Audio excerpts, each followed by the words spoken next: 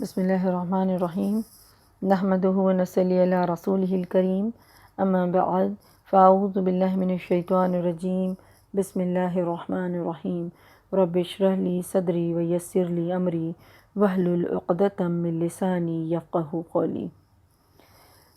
سورۃ الزلزال۔ بسم اللہ الرحمن الرحیم۔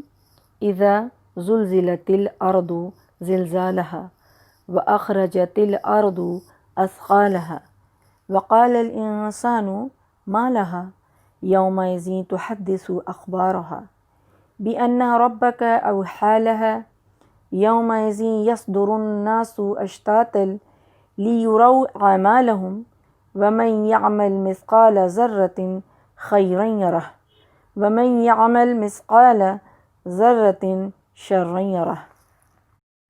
جب زمین پوری طرح جھنجھوڑ دی جائے گی اور اپنے بوجھ باہر نکال پھینکے گی، انسان کہنے لگے گا اسے کیا ہو گیا؟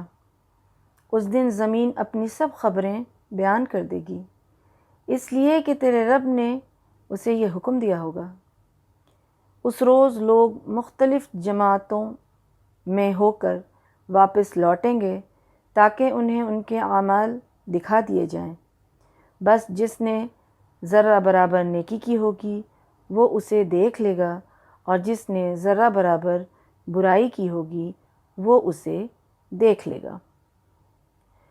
سورۃ الزلزال، یہ سورت مکی ہے یا مدنی ہے، اس میں اختلاف ہے۔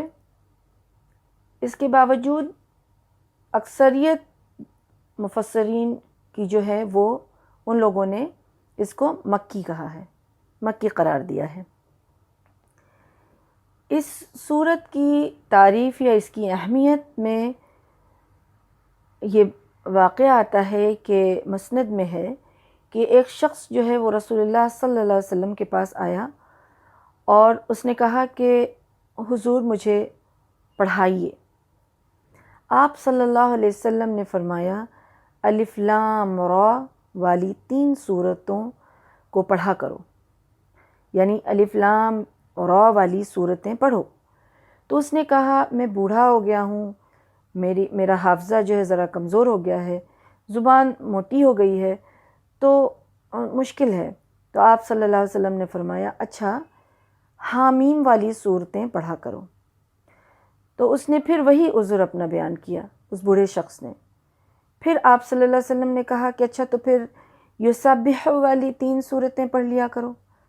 اس نے پھر وہی عذر اپنا بیان کیا، اور پھر اس نے درخواست کی رسول اللہ صلی اللہ علیہ وسلم سے کہ مجھے تو کوئی ایسی جامع سورہ کا سبق دیجئے کہ میں اسے پڑھ سکوں، لیکن وہ جامع ہو۔ تو آپ صلی اللہ علیہ وسلم نے اسے یہی زلزال، سورۃ الزلزال پڑھائی اور اسے کہا کہ اس کو پڑھا کرو۔ تو اس نے پڑھ لیا۔ جب اس نے پڑھ لیا، جب رسول اللہ صلی اللہ علیہ وسلم اس کو پڑھا چکے، تب وہ کہنے لگا کہ اس اللہ کی قسم جس نے آپ کو حق کے ساتھ نبی بنا کر بھیجا ہے، میں کبھی اس پر زیادتی نہ کروں گا، مطلب میں ہمیشہ اس کو پڑھوں گا، آپ نے جیسا کہا ہے میں کروں گا۔ پھر وہ پیٹ پھیر کر جانے لگا، یعنی وہ جانے لگا۔ تو آپ صلی اللہ علیہ وسلم نے فرمایا اس مرد نے فلاح پالی، یہ نجات کو پہنچ گیا۔ اللہ اکبر۔ تو اس کی اہمیت ہے اس سورت کی۔ اور ایک اور واقعے سے پتہ چلتا ہے کہ رسول اللہ صلی اللہ علیہ وسلم رات کی سنتوں میں ایسا ہوا کہ جیسے 2 رکعت سنتیں پڑھی تو دونوں رکعت میں اسی سورت کو رسول اللہ صلی اللہ علیہ وسلم نے خود پڑھی۔ تو اس سے پتہ چلتا ہے کہ اس سورت کی اہمیت جو ہے وہ بہت زیادہ ہے کہ اس کو نماز میں بھی پڑھنے کا اہتمام کرنا چاہیے۔ تو اور یہ جامع سورت میں سے سورت جو ہے وہ کہلاتی ہے۔ سورۃ الزلزال جو ہے وہ اس میں اللہ سبحانہ وتعالیٰ جو پہلی آیت میں فرما رہے ہیں وہ یہ ہے کہ جب زمین اپنی پوری شدت سے ہلا دی جائے گی، یعنی زمین پر لگاتار جو ہے وہ زلزلے آئیں گے۔ ہلانا کا مطلب کیا؟ ایک دم شدت سے ہلانا، یعنی کہ لگاتار زلزلہ آنا جو ہے وہ شروع ہوگا. اور یہ زلزلہ جو ہے کسی ایک علاقے میں یا ایک کہیں جگہ پہ نہیں ہوگا کہ اس شہر میں ہو رہا ہے، اس ملک میں ہو رہا ہے، نہیں، بلکہ پوری زمین کو اپنی لپیٹ میں لے گی. یعنی پوری زمین پر ایک ہی بار اور ایک دم شدت کے ساتھ زمین جو ہے وہ ہلے گی، یعنی زلزلہ آئے گا. اور مسلسل جو ہے اس پر زلزلہ آئے گا، ایک کے بعد ایک، مطلب آتا جائے گا، بڑھتا جائے گا اس کا بڑھنا اور گھٹنا، جس کی وجہ سے زمین میں کوئی بھی چیز جو ہے وہ باقی نہیں رہے گی. زلزلہ آتا ہے تو کیا ہوتا ہے؟ زلزلہ آتا ہے تو ساری چیزیں جو ٹوٹ پھوٹ جاتی ہیں، گرتی ہیں. تو ایسا زلزلہ ہوگا اور لگاتار ہوگا کہ زمین پر کوئی بھی چیز جو ہے وہ بچی نہیں رہ سکے گی. اور ایسا زلزلہ کب آئے گا؟ یہ قیامت کی طرف اشارہ ہے. اور ایسا زلزلہ جو ہے نفخہ سور ثانی کے وقت آئے گا. نفخہ یعنی کہ سور جو پھونکا جائے گا، نفخہ سور اول کے وقت جو زلزلہ آئے گا، اس وقت قیامت برپا ہوگی، قیامت آ جائے گی. اور جب قیامت سور پھونکا جائے گا تو کیا ہوگا؟ سارے جاندار مخلوق جو ہیں وہ مر جائیں گے. پہلا جب سور پھونکا جائے گا، یعنی نفخہ سور اول، پہلا سور جب پھونکا جائے گا تو ساری مخلوق جو ہے وہ مر جائے گی. اس زلزلے اور اس خوف سے، اللہ کے حکم سے ساری چیز جو ہے وہ مر جائے گی، اس کو موت آ جائے گی. اور دوسرے نفخہ جو کے نتیجے میں کیا ہوگا کہ اس وقت شدید زلزلہ جو ہوگا اس سے زمین کی جو ہے وہ نسبت جو ہے، ساری چیزیں جو ہے وہ ایسی ختم ہو جائے گی خوفناکی اور اس کے زلزلے کی وجہ سے کہ سب ختم ہو کر زمین جو ہے وہ ہموار ہو جائے گی. یعنی ایک دم سے چٹیل میدان بنا دیا جائے گا، ساری چیز درہم برہم ٹوٹ کے ختم ہو جائے گا. دریا، پہاڑ، سمندر، ہر چیز جو ہے وہ ختم کر دی جائے گی، جس سے زمین کی حیت جو ہے وہ بالکل بدل کر رہ جائے گی. اور یہ ایک میدان ہو جائے گا، اور کہا جاتا ہے کہ یہی میدان پر محشر قائم ہوگا. یہ دنیا ختم ہو جائے گی. وہ اس زلزلے کی بات یہاں ہو رہی ہے، جب زمین جو ہے ہلا دی جائے گی، یعنی جب زلزلہ آئے گا، یعنی جب یہ زمین جو ہے ایک دم چٹیل میدان بنا دی جائے گی. پھر اللہ سبحانہ وتعالیٰ فرماتے ہیں وَأَخْرَجَتِ الْأَرْضُ أَثْقَالَهَا. اس کے بعد پھر کیا ہوگا؟ پھر یہ ہوگا کہ وہ اپنے اندر کے سارے بوجھ نکال باہر کرے گی. اللہ اکبر. زمین جو ہے وہ کیا کرے گی؟ زمین اپنے اندر کے سارے بوجھ نکال باہر کرے گی. اس کے بارے میں آتا ہے کہ زمین اپنے کلیجے کے ٹکڑے کو اگل دے گی. صحیح مسلم میں آتا ہے کہ رسول اللہ صلی اللہ علیہ وسلم فرماتے ہیں کہ زمین اپنے کلیجے کے ٹکڑے کو اگل دے گی. سونا چاندی کے مثل جتنی چیزیں بھی ہیں، اس کے علاوہ جتنی بھی چیزیں ہیں، باہر نکل پڑے گا. اور قاتل جب اسے دیکھے گا تو افسوس کرتا ہوگا اور کہے گا کہ ہائے، اسی مال کے لیے تو میں نے فلاں کو قتل کیا تھا. یعنی زمین کے اندر جو چیز ہے جب وہ اگل دے گی، زمین نکال دے گی، تو جو انسان دنیا میں کسی کا اسی مال کی وجہ سے قتل کیا ہوگا تو وہ اس کو دیکھ کر افسوس کرے گا اور کہے گا اسی مال کی وجہ سے تو قتل کیا تھا. آج یہ یوں ہی دھرا کا دھرا رہ رہا ہے، کوئی آنکھ اٹھا کر کے اس کو دیکھ بھی نہیں سکتا، دیکھے گا بھی نہیں، کچھ کوئی کام ہی نہیں آئے گا.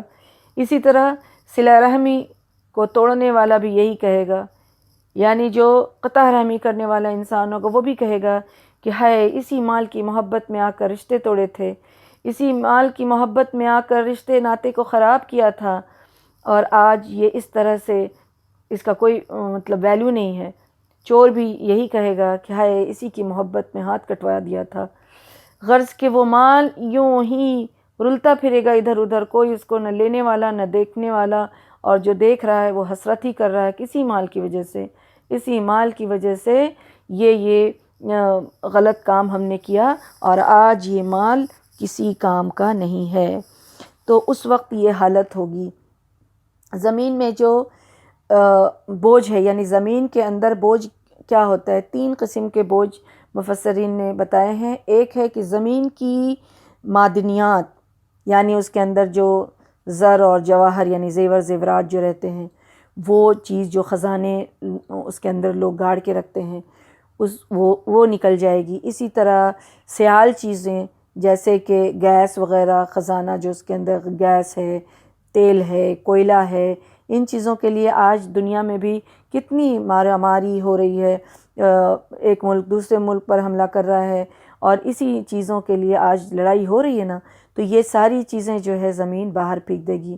انہی چیزوں کے بارے میں آ رہا ہے کہ جو دنیا میں ان چیزوں کے لیے انسان لڑتا ہے، جھگڑتا ہے، ایک دوسرے پر ملک پر جنگ جدال کرتا ہے، آج وہ ساری چیز جو ہے، یہ خزانہ جو ہے زمین کے اندر جو خزانہ ہے، یا جو انسان نے جو خزانہ گاڑ کے رکھا ہے، یا اللہ کی طرف سے جو اس کے اندر خزانہ ہے، وہ سارا جو ہے وہ انسان دیکھ لے گا، اور یہ زمین جو ہے وہ سب پھینک کر رکھ دے گی، اور کسی کے کام بھی نہیں آ سکے گی اس وقت ساری چیز۔ دوسری جو ہے زمین، دوسرا جو بوجھ ہے وہ کیا ہے؟ جو انسان جو قبر میں جا چکے ہوتے ہیں، یعنی کہ مرنے کے بعد مردے، تو وہ مردے بوجھ ان کو کہا گیا، یعنی آدم علیہ السلام سے لے کر کے قیامت تک جتنے بھی انسان اس کے اندر مدفون ہوئے ہوں گے، ان سب جو مٹی میں جہاں جہاں بھی ان کا اجزاء جو ہے وہ مل گیا ہوگا، چاہے وہ جل کر کے ملا ہو، چاہے وہ گل کر کے مل گیا ہو، چاہے جیسے بھی مل گیا ہو، وہ زمین کے اندر سے اللہ کے حکم سے یہی اجزاء جو ہیں وہ ملا دیے جائیں گے، اور ہر انسان کو اللہ سبحانہ وتعالیٰ جسم دے گا، اور وہ سارے جو ہیں زمین جو ہے اس کو اپنے اندر سے نکال پھینکے گی۔ اور پھر تیسری جو چیز ہوگی، تیسرا جو بوجھ ہے وہ کیا ہے؟ زمین کے وہ اجزاء جن پر کسی انسان نے کوئی اچھا یا برا کارنامہ سر انجام دیا ہوگا، یعنی جو بھی کام انسان جس زمین پر بیٹھ کے کرتا ہے، جس کو عام زبان میں ہم لوگ ایسے کہہ سکتے ہیں کہ وہ زمین یعنی کہ شہادت جسے کہتے ہیں، تو زمین کے یہی حصے اللہ کی عدالت میں جو ہے وہ پیشگی کرے گا، اور وہ بتائے گا، گواہی دے گا کہ اس نے یہ کام بڑی زمین پر کیا تھا۔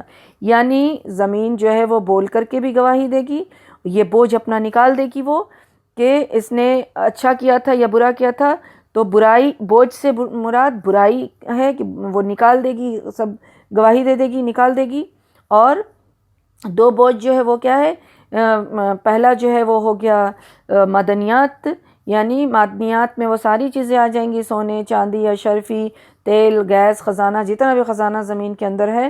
اور دوسرا بوجھ انسان خود جو مر چکا ہوگا، جو دفن کیا گیا ہوگا، یا پھر جو خود زمین کے اندر مل گیا ہوگا، وہ سارے موت شدہ یعنی مردے انسان، یعنی سارے بھی جتنے بھی جاندار چیزیں ہیں وہ ساری چیز نکل جائے گی اندر سے۔ اور تیسری چیز جو ہے وہ زمین جو ہے وہ انسانوں کے خلاف جو ہے وہ ساری بات وہ اللہ سبحانہ وتعالیٰ کے سامنے بیان کر دے گی۔ تو یہ 3 طرح کا بوجھ جو ہے وہ سب زمین جو ہے وہ نکال پھینکے گی اپنے اندر سے۔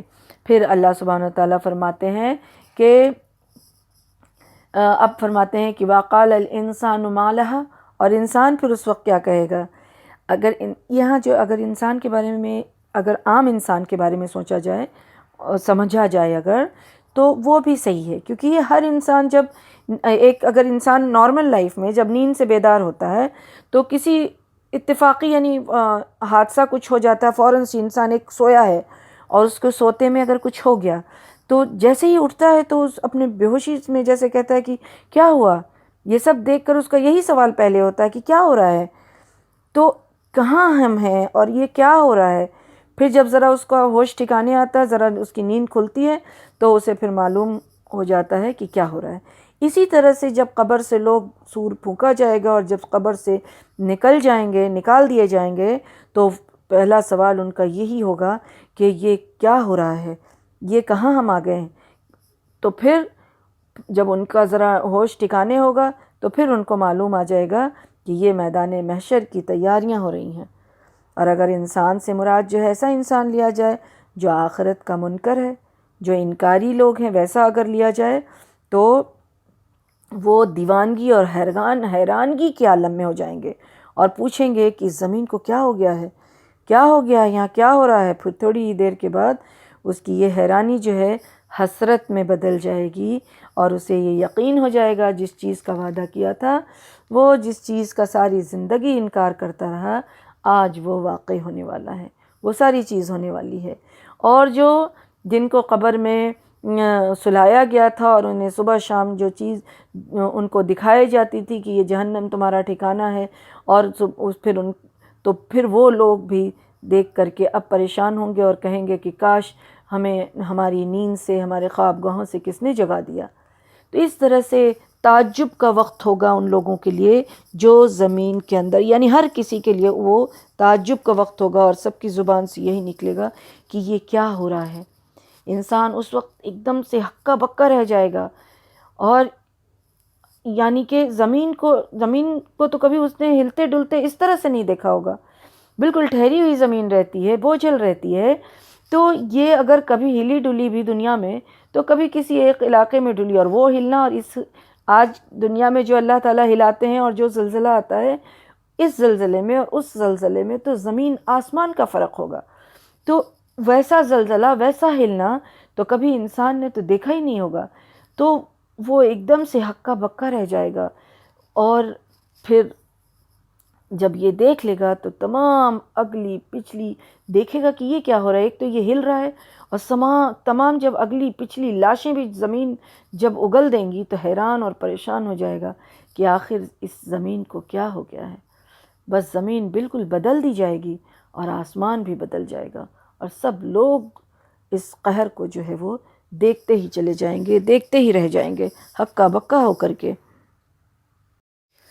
اور پھر یہ تیسرے بوجھ کے بارے میں اللہ سبحانہ وتعالیٰ فرما رہے ہیں کہ یومئذ تحدث اخبارہا، کہ اس روز جو ہے، اس دن جو ہے وہ اپنی پوری خبریں بیان کرے گی۔ زمین جو ہے وہ پوری خبریں بیان کرے گی۔ بِأَنَّ رَبَّكَ أَوْحَىٰ، اور بیان کیوں کرے گی؟ کیونکہ اسے آپ کے پروردگار کا یہی حکم ہوگا۔ یعنی زمین جو بھی کرے گی، جو بھی بیان کرے گی، اور جو بھی اپنے بوجھ کو اگلے گی، وہ اللہ سبحانہ وتعالیٰ کے حکم سے وہی ہوگی۔ اس سے پوچھا جائے گا تو پھر وہ بیان کرے گی۔ اللہ سبحانہ وتعالیٰ اسے بولنے کی، گواہی دینے کی قدرت بخشیں گے، اس کو صلاحیت دیں گے کہ زمین جو ہے وہ بول پڑے گی۔ تو اس کے بارے میں آتا ہے کہ سیدنا ابو ہریرہ رضی اللہ عنہ کہتے ہیں کہ رسول اللہ صلی اللہ علیہ وسلم نے یہ آیت پڑھی تو صحابہ کرام سے پوچھا پھر کہ جانتے ہو کہ اس کی خبریں کیا ہے، یعنی زمین کی خبریں کیا ہیں؟ صحابہ نے عرض کیا کہ اللہ اور اس کا رسول ہی خوب جانتا ہے۔ تو آپ صلی اللہ علیہ وسلم نے فرمایا زمین کی خبریں یہ ہے کہ وہ ہر بندے اور بندی پر گواہی دے گی کہ اس نے میری پشت پر کیا کچھ کام کیا۔ کیا گواہی ہوگی؟ زمین کی گواہی یہ ہوگی، زمین کی خبریں یہ ہوگی کہ وہ ہر بندے اور بندی پر گواہی دے گی کہ اس نے میری پشت پر کیا کچھ کیا۔ وہ کہے گی کہ اس نے فلاں فلاں دن، یعنی ہر شخص کے بارے میں کہے گی کہ یہ شخص فلاں فلاں دن، فلاں فلاں وقت میں، فلاں فلاں جگہ پہ، فلاں فلاں اس نے عمل کیا تھا۔ اور یہی زمین کی خبریں ہیں، اور یہی زمین کی خبریں ہیں۔ تو انسان اس دن میں جو بھی اعمال کرے گا ان سب کی جو وہاں ظاہر ہو جائے گا، سارا چیز پتہ چل جائے گی، یہ زمین بتائے گی، ہر زمین جو ہے وہ گواہی دے گی۔ اسی طرح سے انسان جب دنیا میں، کیونکہ انسان جب دنیا میں ہے تو ایک طرح سے جو ریکارڈ جو ہو رہا ہے وہ ایک طرح سے کیا ہو رہا ہے، ہم آج کے دور میں تو ہر لوگ آسانی سے سمجھ سکتا ہے اس چیز کو کہ کس طرح سے ریکارڈنگ ہو اور پھر اس کو دکھایا جا سکتا ہے۔ اسی طرح اللہ سبحانہ وتعالیٰ کے فرشتے جو ہیں ہر انسان کی جو ہے اعمال کو ریکارڈ کر رہے ہیں، اور ہماری آوازیں جو ہیں وہ فضا میں محفوظ ہیں، اور اس کے اعمال کے اثرات جو زمین پر ہو رہے ہیں، جو انسان صبح اور شام کر رہے ہیں، یہی چیزیں اس دن زمین پیش کر دے گی اور بیان بھی کر دے گی۔ اس کے بعد پھر اللہ سبحانہ و تعالیٰ فرماتے ہیں، اور یہ سب کچھ جو ہوگا وہ اللہ سبحانہ و تعالیٰ کے حکم سے ہوگا۔ پھر اللہ سبحانہ و تعالیٰ فرماتے ہیں یومئذ یصدر الناس اشتاتا لیروا اعمالہم۔ اب کیا فرما رہے ہیں کہ اس آیت میں کہ اس دن لوگ متفرق ہو کر واپس لوٹیں گے تاکہ انہیں ان کے اعمال دکھائے جائیں۔ اب یہ متفرق ہو کر کرنے کا مطلب کیا ہے؟ دو مطلب اس کا ہے۔ ایک یہ ہے کہ جب انسان پیش ہوگا تو متفرق یعنی الگ الگ ہو جائیں گے، اور ہر ایک سے انفرادی طور پر انڈیویجولی ایک ایک کو لے کر کے اللہ سبحانہ و تعالیٰ کے یہاں اس کی جو ہے پوچھ گچھ ہوگی، سوال جواب ہوگا ہر شخص سے۔ اور دوسرا اس کا مطلب یہ ہے کہ متفرق کر دینا مطلب کہ الگ الگ کر دینا، چھانٹ دینا، کہ مطلب دوسرا معنی اس کا یہ ہے کہ جو ان کے جرائم ہوں گے، یعنی کہ جو ان کا جرم ہوگا، جو ان کی خرابی ہوگی، جو ان کا گناہ ہوگا، اس کی نوعیت کے لحاظ سے، یعنی اس کے لحاظ سے کہ ایک گروپ الگ الگ گروپ بنایا جائے گا۔ یعنی جیسے کہ جو شرابی ہوں گے تو سارے شرابی کا ایک گروپ ہوگا، زانی ہوں گے تو سارے زانیوں کا ایک گروپ الگ ہوگا، چور ہوں گے ان کا الگ ہوگا، ڈاکو ہوں گے ان کا الگ ہوگا، لیڈر ہوں گے ان کا الگ ہوگا۔ یعنی ہر انسان کا اپنے اپنے گناہوں کے اور اپنے اپنے جو ان کا وہ ہوگا اس کے بنا پہ، اس کی نوعیت پہ ان سب کو ایک گروپ بنا دیا جائے گا، اور وہ ان کی پیشگی اس طرح سے ہوگی۔ اور یہاں صرف اعمال کا الفاظ استعمال ہوا ہے، یعنی سب قسم کے لوگوں کو ان کے اعمال دکھائے جائیں گے، اور اس کی صورت وہی ہوگی جو بتائی گئی، یعنی کہ سارا ریکارڈ ہو رہا ہے اور پھر اس کو ظاہر کر دیا جائے گا۔ اور یا پھر اعمال کی جو بات بتائی جا رہی ہے، تاکہ ہر انسان کا جو اعمال دکھایا جائے گا تاکہ اس کو اس پر کوئی شک اور شبہ کی وہاں جو ہے گنجائش نہیں رہے، وہ خود بھی اس چیز کا گواہ ہو کہ ہاں یہ تو سارا میرا ہی کیا دھرا ہے۔ تو اس کا مطلب یہ بھی ہے کہ ہر شخص کو اس کا اعمال نامہ اس کے حوالے کر دیا جائے گا، اور وہ خود اپنے اعمال کو ٹھیک ٹھیک پڑھ لے گا اور دیکھ بھال کر لے گا، اور اس کو پھر وہ حجت جو ہے وہ کچھ بھی باقی نہیں رہے گی۔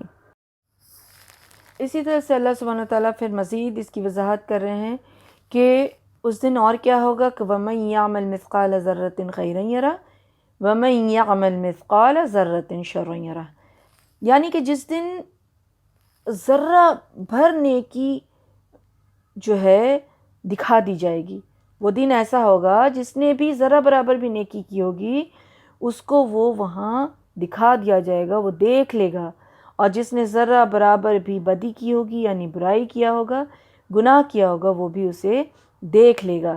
دیکھ لینے سے مراد کیا ہے کہ صرف اس کو پتہ ہی نہیں چل جائے گا بلکہ وہ اس کا اجر پائے گا۔ وہاں نیکی جس نے کی ہوگی اس کو وہ اس نیکی کا اجر پائے گا، اور جس نے برائی کی ہوگی ایک ذرہ برابر بھی اس کا وہ وہاں اس کی وہ سزا پائے گا، یعنی اس کو بدلہ ملے گا۔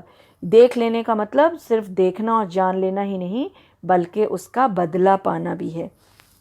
تو ان دونوں صورتوں میں جو بھی صورت ہو یہ ممکن ہی نہیں، یہاں یہ جو فرمایا جا رہا ہے کہ دیکھ لے گا، یعنی یہ ممکن ہی نہیں ہوگا کہ اگر کوئی شخص جو ہے وہ چھوٹی سی چھوٹی نیکی بھی کیا ہے تو وہ کچھ رہ گیا ہو یا چھوٹ گیا ہو، نہیں، ساری نیکی جو ہے اس کی لکھی ہوئی ملے گی، وہ ریکارڈ میں اعمال نامے میں سب کچھ موجود ہوگا۔ اور اسی طرح سے کوئی شخص اگر برائی کسی نے کیا ہوگا، برا عمل کیا ہوگا، تو وہ بھی اس کے ریکارڈ میں، اس کے رجسٹر میں وہ پا لے گا، اس کو دیکھ لے گا۔ تو اسی لیے کسی بھی نیکی کو، کسی بھی نیک کام کو چھوٹا نہیں سمجھنا چاہیے اور اسے لپک کر کے کرنے میں پہل کرنا چاہیے، اور کسی بھی برائی کو چھوٹا سمجھ کر کے اس کو نہیں کرنے کی عادت لگانی چاہیے، تاکہ جو ہے وہ چھوٹی چھوٹی سی جو برائی ہے وہاں جا کر کے آخرت میں خسارے کی وجہ نہ بن جائے۔ اس لیے چھوٹی چھوٹی سی بھی برائی سے بچنا اور چھوٹی چھوٹی سی نیکی جو وہ کر لینے کی عادت، اور اس کے لیے بہت ساری اس کے متعلق جو ہے روایتیں آئی ہیں اس کے متعلق، جس میں یہ بتایا گیا ہے کہ چھوٹی نیکی کو چھوٹا سمجھ کر کے چھوڑو نہیں، اور چھوٹی سی برائی کو چھوٹا سمجھ کر کے کرو نہیں۔ اس میں اس کے متعلق بہت ساری روایت آئی ہے۔ ایک ہی روایت ہے صحیح بخاری میں، حضرت عدی بن حاتم سے مروی ہے کہ آگ سے بچو اگر آدھی کھجور کا صدقہ ہی کیوں نہ ہو، یعنی آدھا کھجور بھی کسی کو دینے کے وقت جو ہے وہ پہل کرو، وہ دو اور دینے سے ہچکو مت، کیونکہ یہ آدھا کھجور بھی تمہارے لیے بہت بڑا ثابت ہوگا آخرت میں، ہو سکتا ہے تمہاری نیکی کو بڑھانے میں یہ جو مدد کرے گا۔ تو اسی طرح سے دوسری حدیث میں ہے کہ نیکی کے کام کو ہلکا نہ سمجھو، گویا اتنا ہی کام کرو کہ اپنے ڈول میں سے کسی پیاسے کو تھوڑا سا پانی ہی پلا دیا۔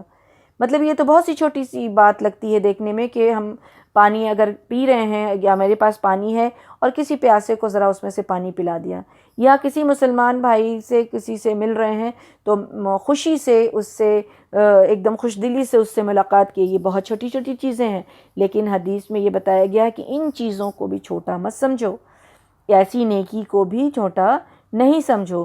دوسری ایک اور حدیث میں آیا ہے کہ اس میں فرمایا کہ اے ایمان والی عورتوں کو بتایا گیا کہ اے ایمان والی عورتوں، تم اپنی پڑوسن کے بھیجے ہوئے تحفے ہدیے کو حقیر نہ سمجھو، گویا ایک کھر ہی کیوں نہ آیا، بکری کا ایک کھر ہی کیوں نہ آیا ہو۔ اور دوسری حدیث میں آتا ہے کہ سائل کو کچھ نہ کچھ دو، گویا کہ ایک جلا ہوا کھر ہی کیوں نہ ہو۔ یہاں یہ رغبت دلائی گئی ہے کہ کسی کے یہاں سے اگر کچھ چھوٹی چیز بھی آئے تو اس کو حقیر نہ سمجھو، اور دینے والے کو کہا گیا ہے کہ چھوٹی سی چیز کیوں نہ ہو اس کو چھوٹا سمجھ کر نیکی کرنے سے گریز نہ کرو، اس کو کر بیٹھو، کسی کو دو اور کسی کے کام آؤ۔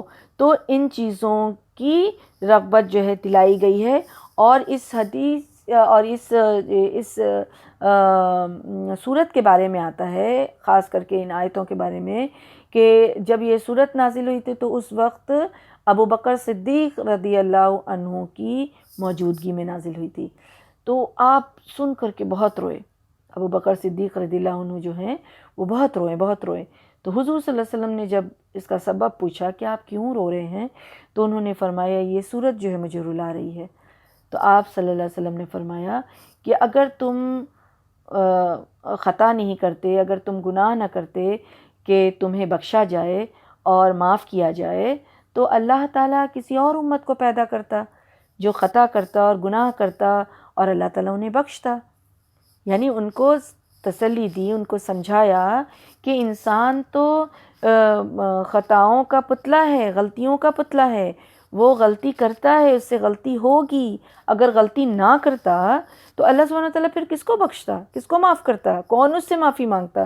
کوئی غلطی ہی نہ کرتا۔ تو انسان تو خطا کار ہے، بہترین خطا کار وہ ہے جو غلطی کرے اور اس کو اس چیز کا احساس ہو جائے، فوراً اللہ کی طرف رجوع کرے اور اللہ سے معافی مانگے، اللہ سے توبہ استغفار کرے اور غلطیوں سے بچنے کی کوشش کرے۔ لیکن انسان تو خطاؤں کا ہی پتلا ہے۔ تو آپ پریشان نہ ہوں، بلکہ کیونکہ اگر ایسا ہوتا کہ کوئی انسان خطا ہی کرنے والا نہ ہوتا تو پھر اللہ سبحانہ وتعالیٰ جو ہے دوسری مخلوق پیدا کر دیتے جو غلطی کرتا، خطا کرتا اور اللہ سے معافی مانگتا، توبہ کرتا، تو اللہ سبحانہ وتعالیٰ اس کو بخشتے، اس کو معاف کرتے۔ اللہ اکبر۔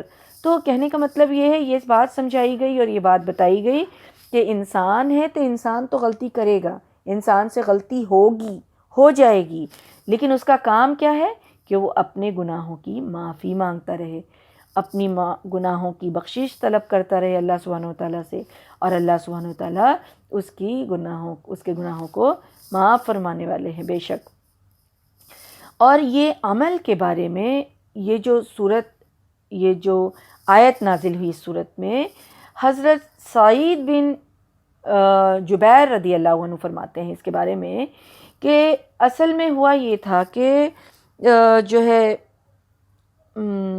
سورہ دہر کی وہ آیت ہے کہ وَيُطْعِمُونَ الطَّعَامَ عَلَىٰ حُبِّهِ جب نازل ہوئی، یعنی مال کی محبت کے باوجود مسکین، یتیم اور قیدیوں کو کھانا کھلاتے ہیں یہ لوگ، تو یہ لوگ کیا سمجھ بیٹھے اس آیت کے نازل ہونے کے بعد، یہ سمجھ بیٹھے کہ اگر ہم تھوڑی سی چیز اللہ کی راہ میں دیں گے تو کوئی ثواب نہیں ملے گا۔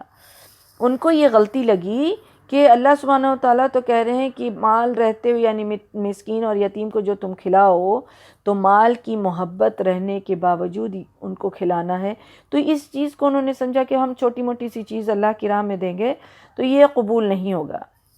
مسکین ان کے دروازے پر آتے لیکن ایک آدھ کھجور یا روٹی کا ٹکڑا دینے کو جو ہے وہ لوگ حقیر سمجھنے لگے، چھوٹا سمجھنے لگے، اور یہ خیال کرنے لگے کہ یہ بہت چھوٹی سی چیز ہے، یہ کیا دینا ہے، اس کے دینے کا کیا فائدہ، یہ تو ثواب ملے گا نہیں، ان چیزوں سے بڑی بڑی چیز دینی چاہیے، تو ان کو لوٹا دیتے تھے۔